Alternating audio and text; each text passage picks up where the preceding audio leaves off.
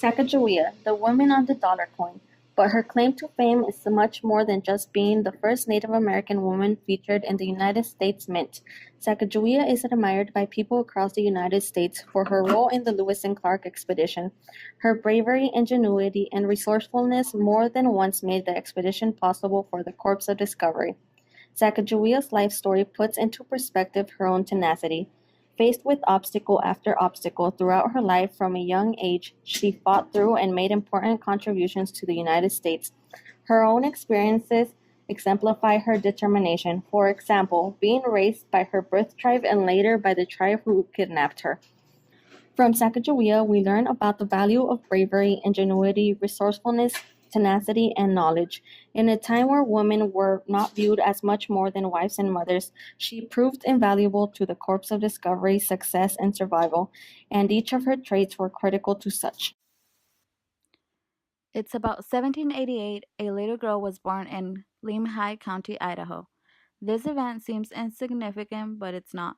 This is the birth of Sacagawea, who would grow up to guide perhaps the most famous exploration in the United States history and inspire countless people with her life story. Sacagawea was born into the northern band of Limhi Shoshone tribe. Her early lifetime saw the movement of French Canadian and U.S. fur trappers into the region, bringing guns among other things with them. However, Sacagawea's tribe did not own guns. This put them at a great disadvantage for two raiding parties. The Hidatsa and Blackfoot Native Americans constantly bombarded Sacagawea's tribe, ransacking their villages with their superior weaponry and stealing and killing whatever and whomever they pleased.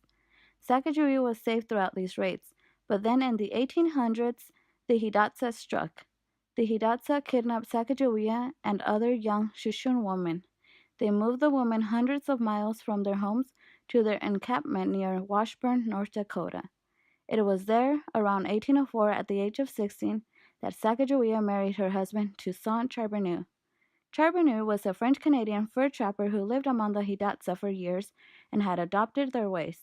Charbonneau acquired Sacagawea and another Shoshone woman and took them both as wives.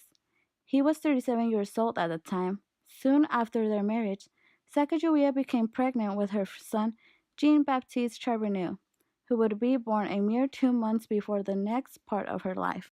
2 months after the birth of her son, Jean-Baptiste, Sacagawea became a member of the Corps of Discovery and began the expedition. It was April 7th, 1805, and they went up the Missouri River, beginning their journey in boats. On May 14th, Charbonneau almost capsized the boat where Sacagawea was riding. Through the panic and worry, Sacagawea was able to collect valuables such as paperwork, boats, instruments of navigation, medication, and other provisions that could have potentially been lost. Sacagawea's presence was a great asset to the explorers. Riding alongside all the men indicated peaceful intention. In this journey, she served as a guide and advisor. Lewis and Clark appreciated her knowledge and skill of language. Lewis and Clark knew that her bilingual skills would be crucial to their team because they would be able to speak with the Native Americans along their journey. Thanks to Sacagawea, the Corps of Discovery got the horses that they needed to transport their supplies from the Shoshone tribe. Her translating skills were invaluable as well as her knowledge of harsh territories. Without a doubt, her ability to communicate with different cultures was remarkable, but her naturalist knowledge helped the Corps of Discovery Sacagawea knew the Shoshone territory by heart and had gained enough naturalist knowledge in order to help her and the expeditioners survive. She helped them identify roots, plants, and berries that were edible and medicinal, contributing in this way to the scientific journals written on the journey by Meriwether Lewis. Astonishing as it is, Sacagawea did everything to help Lewis and Clark while caring for her son, who she had given birth 2 months before the departure. After the Lewis and Clark expedition, Sacagawea, Jean-Baptiste, and Charbonneau lived amongst the Hidatsa for 3 years.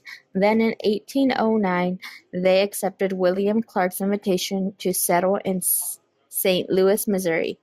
Being used to the wild frontiers, Charbonneau did not get adjusted to his new life and decided to sell Clark his property for $100. On March 23, 1811, Charbonneau and Sacagawea moved to Fort Manuel, Lisa, South Dakota. Here, Charbonneau was employed as an entrepreneur with the Missouri Fur Company. John Baptiste was left with Clark and enrolled in St. Louis Academy. In August 1812, Sacagawea gave birth to Lizette, her second child. 3 months after giving birth to Lizette, on December 20th, one of John Bau's wives died at Fort Manuel. The cause of his wife's death was perdid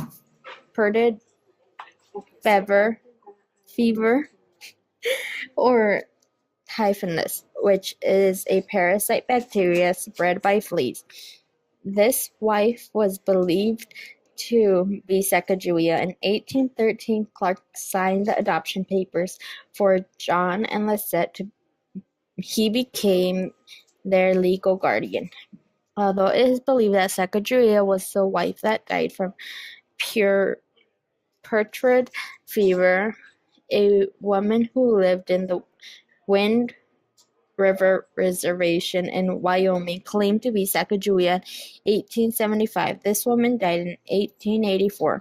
Whether Sacagawea died at 24 or lived to be 95 years old, her death remains controversial amongst historians. Sacagawea's death has yet to be clearly established.